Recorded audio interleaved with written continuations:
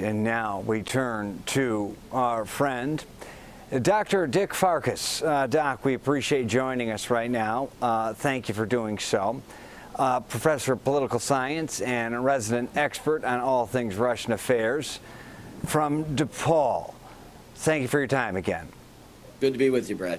The French President Emmanuel Macron says he and other European leaders have not ruled out putting boots on the ground in Ukraine, putting their own soldiers' boots on the ground. It really seems like maybe this is Macron alone, but nonetheless, the French leader saying that, even floating that, says a lot. The Kremlin now says the conflict between Russia and NATO would be inevitable, basically making it NATO v. Russia if, NATO troops, French troops were to be involved. Sweden recently become a part of NATO a little under a year ago. Finland became, how could NATO getting stronger and them potentially entering this fray on the ground? I mean, you see that strategy working at all, or just words right now? Yeah, I think that's the only thing that the Russians and the Russian leadership could say at this moment in time. We will all remember that Ukraine was the place invaded by the Russians, so they're the ones on somebody else's sovereign territory. The bottom line is, I think that what Macron said was absolutely necessary. I think the truth of the matter is that were we to consult with the Ukrainians and the leadership, we'd find out that they're very much interested in having not people fight for them. I mean, they would certainly not want any foreign government, West or otherwise, on the battlefield. But French troops on the ground or any other NATO troops on the ground could provide logistic support, maintenance, all the kinds of things that would free up manpower to do the fighting. And I think that that's the context within which the Ukrainians would welcome such things. And let's remind ourselves, historically, the French have always seen the kind of geopolitical reality in sharper focus than we.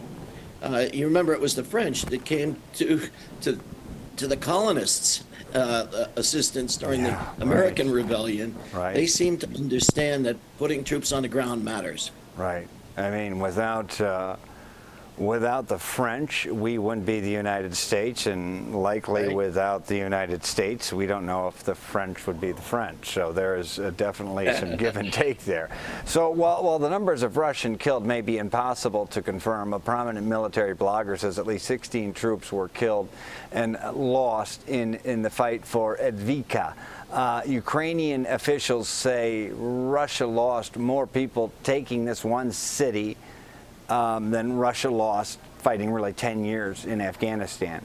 The U.S. lost about a seventh of that in over 2 decades in Afghanistan. How difficult is it going to be for Ukraine to defend itself against Putin and a Russian force willing to really sacrifice so much for seemingly marginal gains? Yeah, I don't think that's the most effective way to frame the issue. I think what's important is that in a military sense, one recognizes how costly and militarily ineffective the fight has been from the Russian side. Mm-hmm.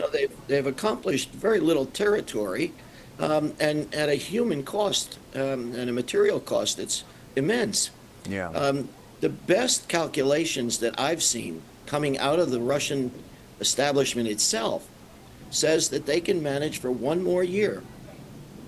They can manage the commitment of manpower and material at most for 1 more year. Okay. They cannot manage a protracted, ongoing struggle in Ukraine.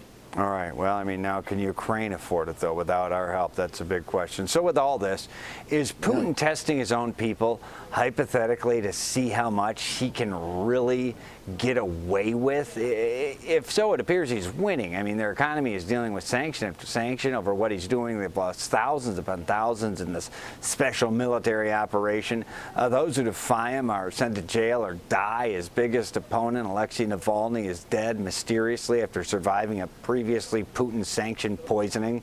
How is this all weighing on the Russian people? Can we know? Are they about to say enough? Would we know if they were? Well, it's a classically complex kind of challenge. It depends on which factors you sort of bring to the surface. The bottom line, I think, is that when it comes to the Russian public, you need to understand, or Americans need to understand, that the cultures are different and the logic that we often apply is different. The bottom line is that Russians are disengaged. They're penetratingly unhappy. And they know that the war is costing immensely. There are new taxes that they're faced with paying. There are issues with the mobilization. Their communities have, in some cases, been devastated. And clearly, over 30% of the managerial professional elites have been impacted by the mobilization. So there's a lot going wrong, going south in Russia. But again, it's the American sense. Why aren't they becoming more active? Why isn't it more apparent that they're unhappy? And that's because the culture has always been one of disengagement. Yeah, they chronic disengagement. Wait and see what happens. Yeah, and probably what has led to a century of communism before that, being led by czars and so on and so forth. That's a very interesting thought. That's why it's always so great to have you on, and I appreciate it. Always a great learn from you. Dr. Dick Farkas, we know you're traveling soon, a political scientist at DePaul, foremost expert on Russia and all things Russian. So we appreciate you. Safe travels. We'll see you again when you return. Perfect.